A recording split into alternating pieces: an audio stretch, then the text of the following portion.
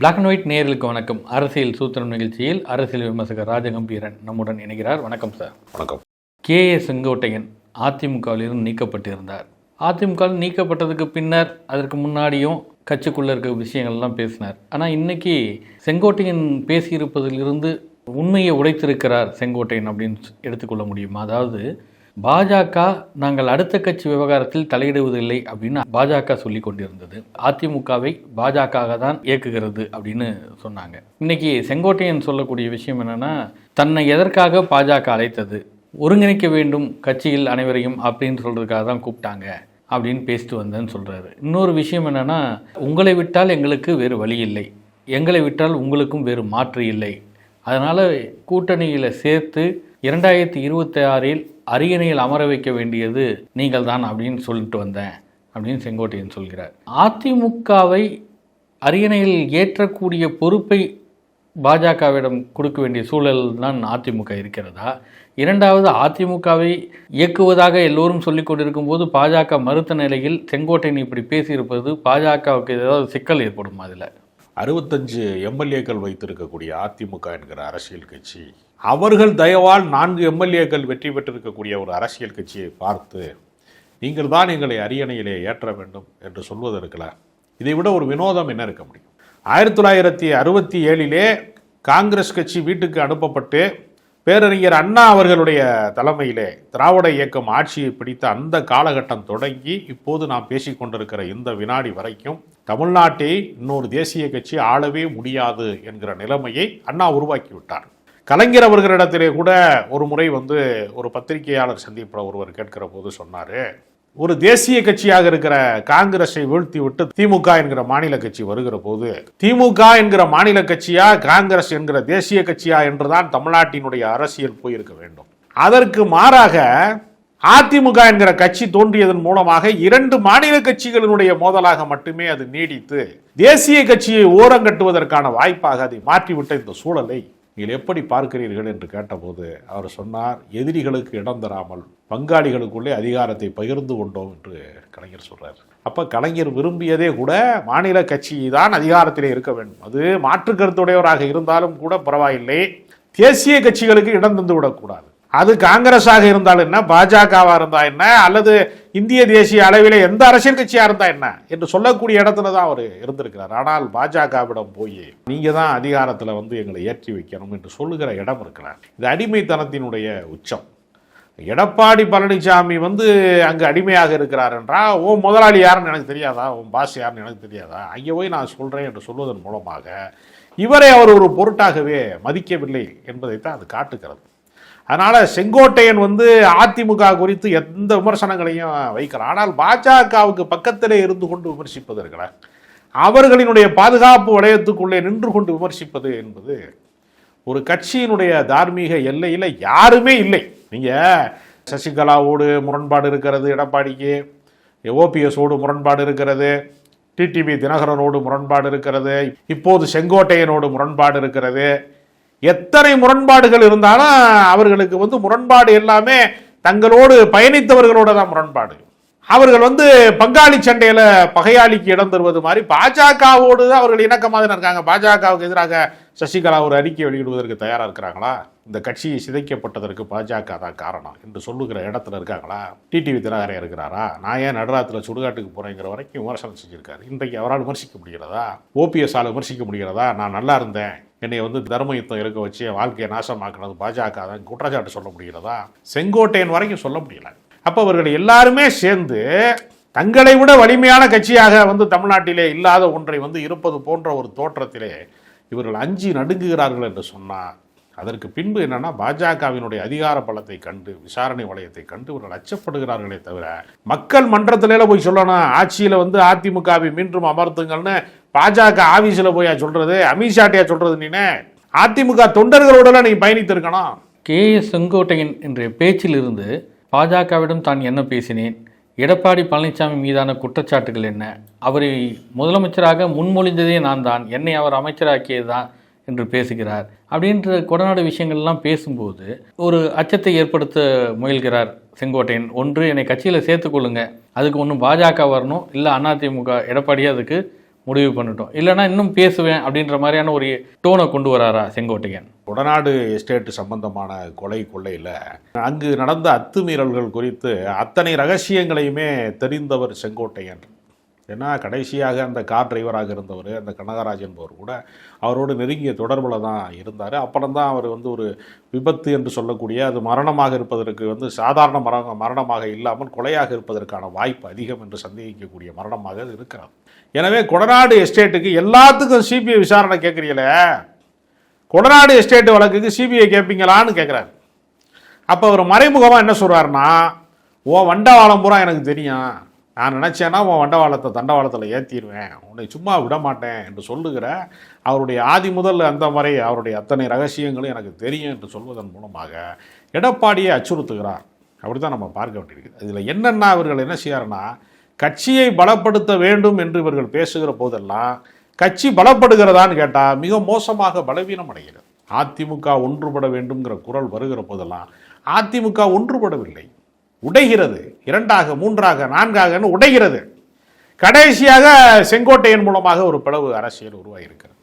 அதனால் இந்த போக்கு வந்து அதிமுகவை மேலும் மேலும் அவனோட தொண்டர்களை வந்து ரொம்ப உற்சாகம் இழக்க வைக்கக்கூடிய ஒரு செயலாக தான் நம்ம பார்க்க வேண்டியிருக்கு. ஆனால் ஒரு பாயிண்ட்டை வந்து நம்ம செங்கோட்டையன் சொன்னதை மறுக்க முடியாது. நீ வந்து ஏதோ பிள்ளையார் சொல்லி போட்டு விட்டதுன்னு எடப்பாடி சொன்னார் இல்லையா, அதனால் யார் தோளிலாவது நீங்கள் வந்து மேலே ஏறி அமர்ந்து கொண்டு பயணிக்க வேண்டும் என்று நினைக்கிறீர்களே, சொந்த கால்களிலே நடப்பதற்கு நீங்கள் பழக வேண்டாமா அப்படின்னு ஒரு விமர்சனத்தை முன்வைக்கிறாரு. தாவேகா குறித்து அவருடைய விமர்சனம் என்பது சரியாகத்தான் இருக்கு. அது கரெக்ட். ஆனால் செங்கோட்டையன் பேசுள்ள 2 முரண்பாடுகள் தெரியலையா? அதாவது ஒன்று, தாவேகாவை கூட்டணிக்கு அழைப்பதில் நீங்கள் இன்னொரு முதுகில் ஏன் ஏறி சவாரி பண்ண நினைக்கிறீங்கன்னு கேட்குறாரு.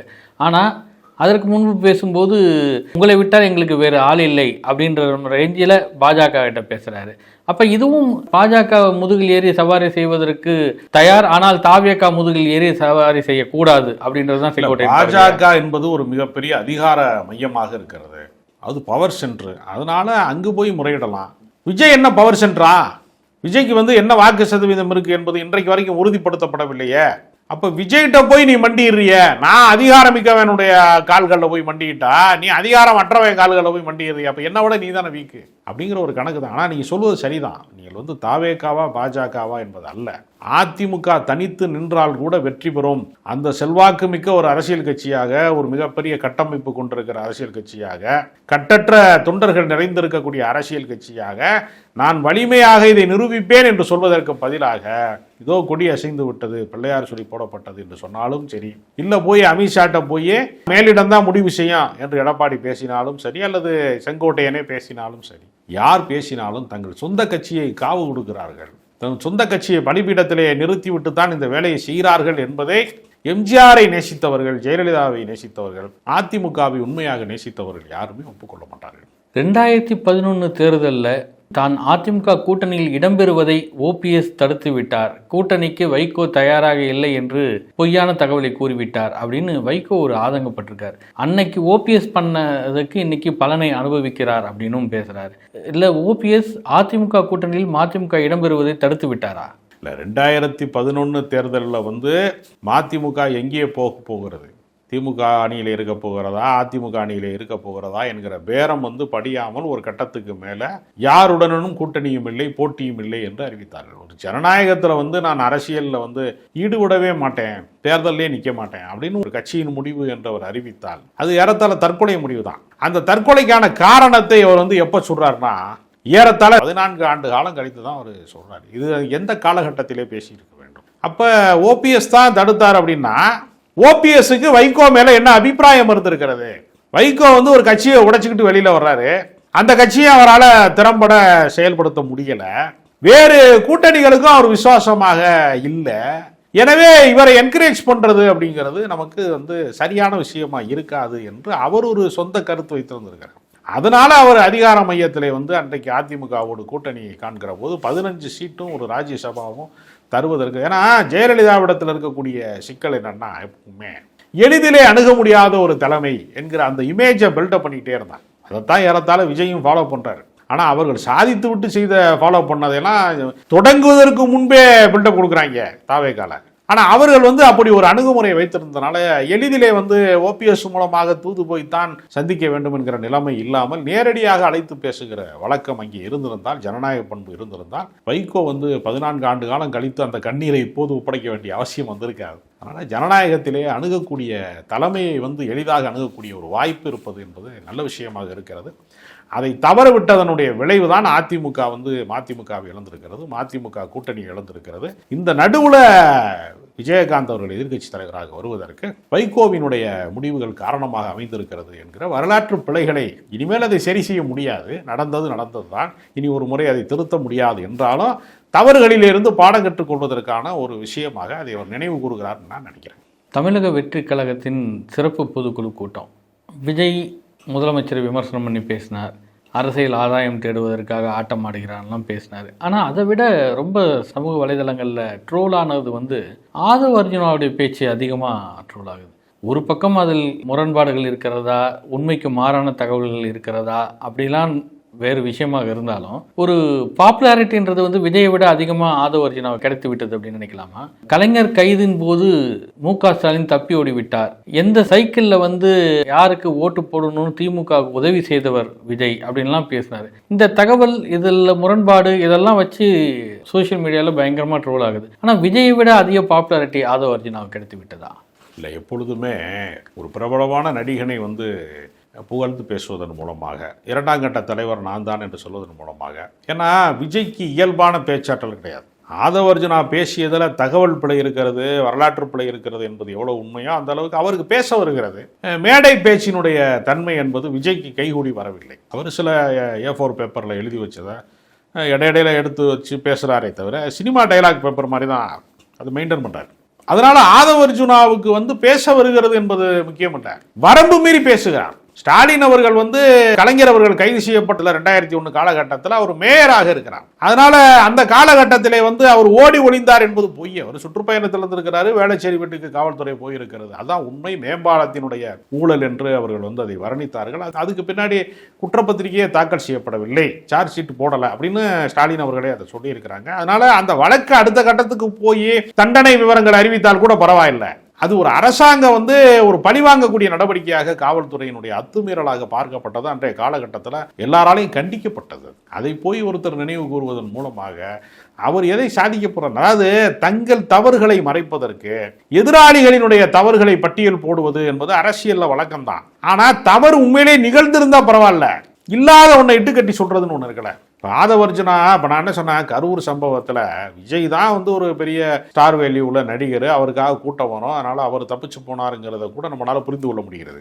அதே அந்த நெரிசல் சம்பவம் மரணத்திலே போய் பாதிக்கப்பட்டவர்களை பார்ப்பதற்கு ஆதவ் அர்ஜுனா போயிருக்கலாமே, புஷி ஆனந்த் போயிருக்கலாமே, நிர்மல்குமார் போயிருக்கலாமே, ராஜ்மோகன் போயிருக்கலாமே, கட்சியின் 2ஆம் கட்ட தலைவர்கள் வந்து போயிருக்கலாமே, மாவட்ட செயலாளர் யாருமே போகலையே. அப்ப ஆதவ் அர்ஜுனாவுக்கு பின்னாடி லட்சக்கணக்கான கோடிக்கணக்கான வேறு ஆதரவாளர்கள் திரண்டு வந்துருவாங்களா? அவர் பெரிய வசீகரப்பிக்கு வரா? அப்படி கிடையாதுல்ல. அப்ப இவர்களுக்கு கோழைத்தனமானவர்கள் இவர்கள். ஒத்த எஃப்ஐஆர்ல மொத்த கட்சியுமே காணா போச்சுங்கிறதா உண்மை. அதனால தங்களுடைய கோழைத்தனத்தை மறைப்பதற்காக ஆட தெரியாதவர் தெரு கோணலா இருக்குன்னு சொன்னது மாதிரி வேறு வேறு குற்றச்சாட்டுகளிலே போய் ஒளிந்து கொள்கிறார்கள்ங்கிறதா உண்மை.